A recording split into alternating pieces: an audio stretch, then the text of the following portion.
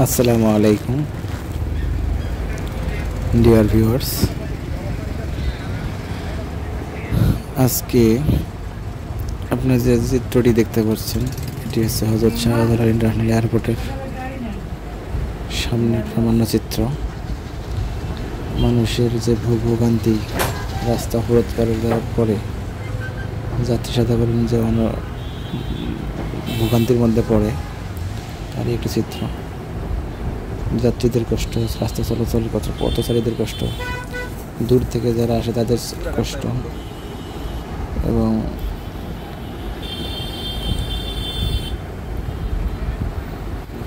সব মিলিয়ে করুণ এক ভোগান্তির সৃষ্টি হয়। মূলত কোনো কিছু হলেই রাস্তায় নেমে অবরোধ করে, তারই ফলস্বরূপ আজকে এটা। অনেক যাত্রী ফ্লাইট মিস হবে, অনেক যাত্রী ফ্লাইট ধরতে পারবে না, আবার কেউ বের হয়ে হেঁটে হেঁটেই রাস্তা পাড়ি দিচ্ছে।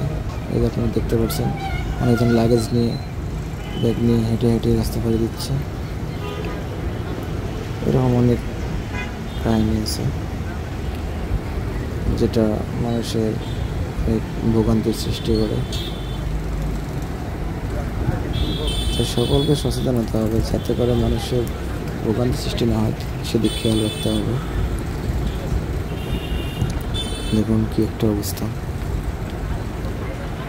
গাড়ি ঘোড়া একদম চলছে না। এটা হচ্ছে হযরত শাহজালাল ইন্টারন্যাশনাল এয়ারপোর্ট, তার সামনের অবস্থা। বাকি রাস্তা পুরোটাই বন্ধ। সামান্য একটি চিত্র আপনাদেরকে দেখালাম, দেখুন। ধন্যবাদ সবাইকে।